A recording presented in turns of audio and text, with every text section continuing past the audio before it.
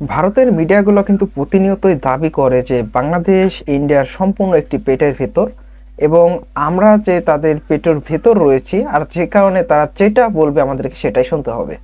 মানে India media থেকে শুরু করে যেগুলো বড় বড় মিডিয়া রয়েছে, তাদের কথাবার্তা এতটাই উগ্র, এতটাই বাজে, আপনাদের তাদের মিডিয়ার নিউজগুলো দেখলে আপনারা বুঝতে পারবেন। বাংলাদেশে এই চলমান পরিস্থিতিকে কেন্দ্র করে কলকাতা এবং ত্রিপুরার জনগোষ্ঠীগুলো কিন্তু একটু বেশি বার বেড়েছে।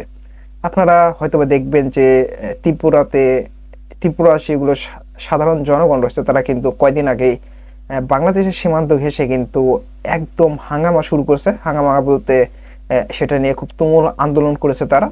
তার পরবর্তীতে আবার দেখেছি আমরা কলকাতাতেও ঠিক একই উপায়ে শুভেন্দুকে কেন্দ্র করে বিশাল বড় কিন্তু একটা আন্দোলন হয়েছে, এবং বাংলাদেশকে রীতিমতো মাইক দিয়ে তারা গালাগালি পর্যন্ত করেছে। তবে আমাদের বাংলাদেশের মানুষও কিন্তু কম না। বাংলাদেশের মানুষ যারা রয়েছেন তারাও কিন্তু এই এই উগ্রত্ববাদী মানে ভিডিওগুলো দেখার পর তো তাদেরও মনে হয়েছে যে অবশ্যই এই ব্যাপারে আমাদের প্রতিবাদ করা প্রয়োজন। যার কারণে কিন্তু বাংলাদেশের সাধারণ ছাত্র জনতা যারা রয়েছে তারা কিন্তু ভারতের সেই সীমান্তে গিয়ে সেখানে গিয়ে টাকে করে গিয়ে তারা কিন্তু সাথে করে ইট যেগুলো রয়েছে সেগুলো তারা নিয়ে গিয়ে সেখানে বলেছেন, অবশ্যই সেখানে সীমানা আইন কিন্তু তারা মেনে চলেছেন। 300 গজের মধ্যে থেকে তারা কিন্তু একটা প্রতিবাদ জানিয়েছেন, তারাও কিন্তু মাইক নিয়ে প্রতিবাদ করেছেন। তবে ওদের মতো উগ্র ভাষায় কিন্তু গালাগালি থেকে শুরু করে সেগুলো কিন্তু করেন নাই। আমার মেন টপিক হলো যে ভারতের চ্যানেলগুলো সবসময় বাংলাদেশকে কেন্দ্র করে যখন বলে বাংলাদেশ ভারতের একটা পেটের ভেতর রয়েছে, বাংলাদেশকে দখল করার জন্য একদিনই যথেষ্ট, তাদের ক্ষেত্রে আমি বলতে চাই আপনাদের যে ত্রিপুরা রয়েছে এই ত্রিপুরাও কিন্তু আমাদের পেটের ভেতর। আপনাদেরকে সাইটে আমি ম্যাপটা শো করে দিব, সেখানে আপনারা দেখতে বুঝতে পারবেন। আপনাদের সবচাইতে ভালো লাগবে একটি ভিডিও দেখাবো আপনাদের। এমবিএ টাইমসের একটি প্রতিবেদন থেকে দেখানো হয়েছে যে কিভাবে ত্রিপুরা বাংলাদেশের পেটের ভিতর। আসলে ব্যাপারটা নিয়ে কথাবার্তা হতো না যখন ইন্ডিয়ার মিডিয়াগুলো নাছোড়বান্দের মতো তারা সব সময় কিন্তু দাবি করে আসতেছে যে বাংলাদেশটা তাদের পেটের ভেতর, এবং বাংলাদেশকে তারা যে কোনো সময় দখল করতে পারবে বা একদিনের ভিতর দখল করতে পারবে। এটা তাদের মিডিয়ার একটি মানে অপপ্রচার থেকে শুরু করে যেই মানে তাদের উগ্রতাবাদীদের যে সমর্থন প্রয়োজন তারা কিন্তু সেটাই করতেছে এই মুহূর্তে।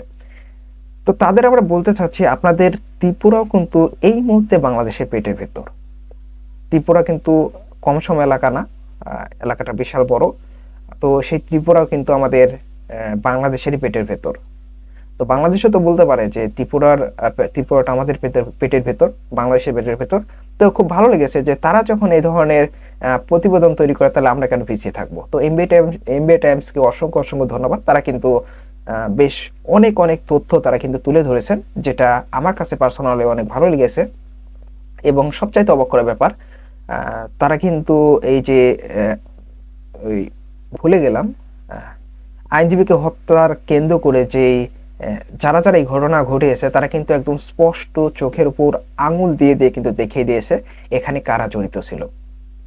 তো আপনাদের আমি এমবিএ টাইমসে সেই ভিডিওটা দেখাবো কিভাবে ত্রিপুরা বাংলাদেশের ভেতর, আর ইন্ডিয়ার মিডিয়া যে সবসময় বলতেছে বাংলাদেশটা তাদের পেটের ভেতর, অথচ তাদের একটি খুব ইম্পর্টেন্ট একটি শহর সেটা হলো ত্রিপুরা, সেটাও কিন্তু আমাদের বাংলাদেশের পেটের ভেতর।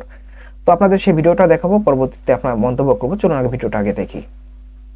বাংলাদেশ 3 দিক থেকে ভারত দ্বারা বেষ্টিত, এই চিন্তা করে যেসব দাদা বাবু ভারতীয় মিডিয়ায় তিরিং বিরিং করছেন তারা কি লক্ষ্য করেছেন তাদের প্রিয় ত্রিপুরা যারা এখন বাংলাদেশ সীমান্তে খুব বেশি উৎপাত করছে, সেই ত্রিপুরা কিন্তু বাংলাদেশের পেটের মধ্যে রয়েছে।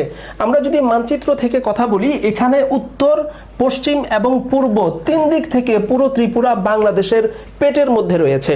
এবং এখানে ত্রিপুরার সাথে আসাম এবং মিজোরামের সীমান্তের সাথে আমরা যদি বাংলাদেশ সীমান্তকে তুলনা করি তাহলেই এখানে বিষয়টা কিন্তু পুরোপুরি পরিষ্কার হয়ে যায়। মিজোরামের সাথে ত্রিপুরার সীমান্ত হচ্ছে 100 কিলোমিটার, আসামের সাথে ত্রিপুরার সীমান্ত মাত্র 50 কিলোমিটার। তার পরিবর্তে বাংলাদেশের সাথে ত্রিপুরার যে সুবিশাল সীমান্ত, সেই সীমান্তের পরিমাণ হচ্ছে 856 কিলোমিটার। অর্থাৎ যেসব দাদাবাবু ত্রিপুরা থেকে বাংলাদেশে ঢোকার জন্য খুব বেশি লাফালাফি করছেন, তারা সম্ভবত ভুলে গিয়েছেন যে তাদের সীমানা আসলে ভারতের সাথে নয়, বরং তাদের ত্রিপুরা মূলত বাংলাদেশের সাথে রয়েছে। এবং ত্রিপুরার যে রাজধানী আগরতলার যে জায়গা, সেটি যদি আমরা দেখি একেবারে বাংলাদেশ সীমান্তের সাথে লাগোয়া, মাত্র 2 কিলোমিটারের ভিতরেই কিন্তু আগরতলা রয়েছে। এবং এখান থেকে আমরা যদি পরের দৃশ্যটি দেখি, যে আগরতলার ঠিক ওপাশে বাংলাদেশের এমন একটি জেলা অবস্থিত, যে জেলার নাম শুনলে বাংলাদেশের বাকি 63 জেলার মানুষ কাঁপতে থাকে। এবং সেই ব্রাহ্মণবাড়িয়া পড়েছে ঠিক ত্রিপুরার রাজধানী আগরতলা থেকে মাত্র কয়েক কিলোমিটার দূরে। কাজেই ত্রিপুরা থেকে যেসব দাদাবাবু আগরতলা পার হয়ে বাংলাদেশে ঢোকার জন্য উৎপাত করছেন, তারা যদি বাংলাদেশে ঢোকেন তাহলে তারা যে দৃশ্যটি দেখতে পাবেন সেটাই এখন আমরা এখানে দেখানোর চেষ্টা করছি। লাঠি, সোটা, দেশীয় অস্ত্র, ঢাল, তলোয়ার, অর্থাৎ যা কিছু আছে সবকিছু নিয়ে ব্রাহ্মণবাড়িয়ার মানুষ ইতিমধ্যে রাজপথে নেমে এসেছে। যেই জেলার মানুষ পান থেকে চুন খসলেই ভাতৃঘাতী লড়াইয়ে অবতীর্ণ হয়, যারা সামান্য মশা মাছিকে কেন্দ্র করে মারমুখী আক্রমণে অবতীর্ণ হয়, তাদের সামনে যদি সীমান্তের ওপার থেকে কোনো দাদাবাবু এসে ধরা পড়ে, তার পরিণতি কি হবে সেটা বলাই বাহুল্য। আমরা বেশ কিছুদিন ধরে ত্রিপুরা সীমান্ত থেকে বাংলাদেশে ঢোকার জন্য কিছু ভারতীয় দাদাবাবুদের উৎপাত দেখতে পাচ্ছি। যদিও এটাকে একরকম নাটক বলা হচ্ছে, কারণ দাদাবাবুরা বাংলাদেশে ঢোকার জন্য চেষ্টা করছেন এবং তাদের যে বিএসএফ রয়েছে তাদেরকে বলা আছে তারা যেন তাদেরকে প্রতিহত করে। অর্থাৎ এক পক্ষ ঢোকার চেষ্টা করছে, তাদেরই আরেক পক্ষ তাদেরকে প্রতিহত করছে। এই যে ঢোকার চেষ্টা করা এবং প্রতিহত করার যে নাটক, সেই নাটকের ফসকে কেউ যদি ভুলক্রমে বাংলাদেশে ঢুকে ব্রাহ্মণবাড়িয়ার সামনে পড়ে, তাহলে তার পরিণতি কি হবে সেটা বলাই বাহুল্য।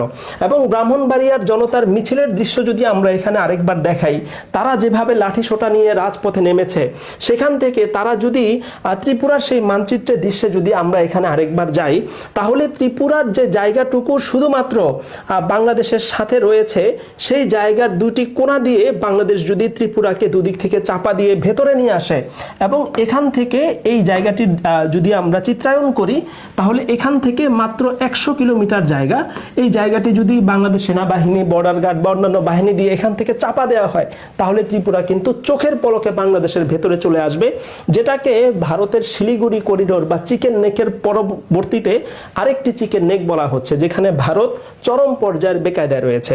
এবং এই ত্রিপুরার ক্ষেত্রে আমরা যদি এখানকার সীমান্তবর্তী জেলাগুলো দেখি, তাহলে আমরা সেটা দেখতে পাবো। এখানে শুরুতেই রয়েছে মৌলভীবাজার, এবং এরপরে এখানে তো ব্রাহ্মণবাড়িয়া রয়েছে, এরপর এখানে রয়েছে কুমিল্লা, এখানে আছে ফেনী, এখানে আছে খাগড়াছড়ি, এবং এখানে আছে রাঙ্গামাটি। অর্থাৎ বাংলাদেশের 6টি জেলা দিয়ে ত্রিপুরাকে এমনভাবে বেষ্টন করে রাখা হয়েছে, যেটাকে চাইলে চোখের পলকেই আসলে বাংলাদেশের সীমান্তের ভেতরে নিয়ে যাওয়া যায়। এবং বাংলাদেশের ভেতরে যদি ত্রিপুরা চলে আসে, তাহলেই আমরা এখানে দেখতে পাচ্ছি কত চমৎকার ত্রিপুরার বিখ্যাত উজ্জয়ন্ত ভবন এখানে রয়েছে।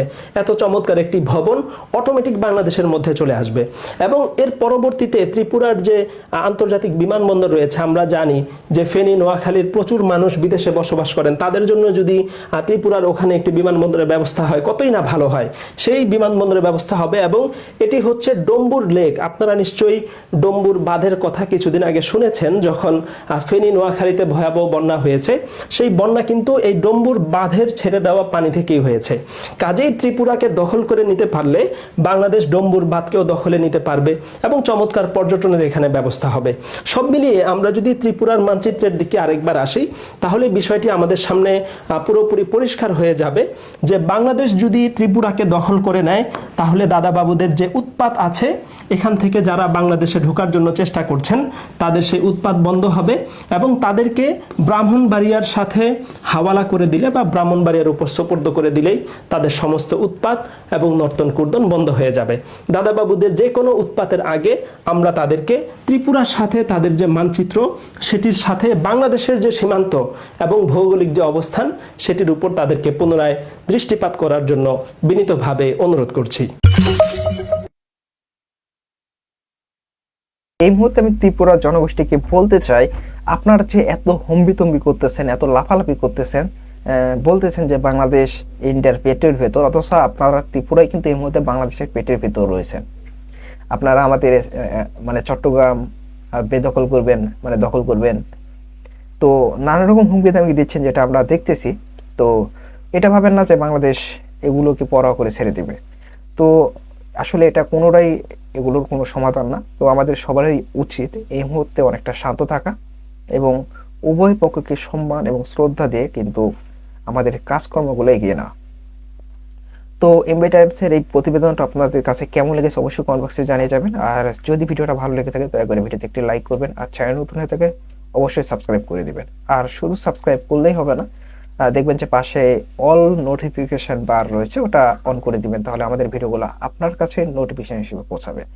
তো বরাবর মতনই এমবিএ টাইমসের প্রতিবেদনগুলো খুব গঠনমূলক হয় এবং অত্যন্ত সুন্দর হয়, এবং খুব তারা যে তথ্য উপাত্ত নিয়ে যে মাঠে নামে, আসলে তারা বিগত যে প্রতিবেদনগুলো তারা তৈরি করছে সেগুলো থেকে বোঝা যায়। তো আপনাদের ভিডিওর সম্পর্কে আপনার মতামত অবশ্যই কমেন্ট বক্সে জানিয়ে যাবেন, আর অবশ্যই আমাদের এই চ্যানেলটি সাবস্ক্রাইব করবেন। ধন্যবাদ সবাইকে, আল্লাহ হাফেজ, দেখা হচ্ছে পরে কোনো ভিডিওতে।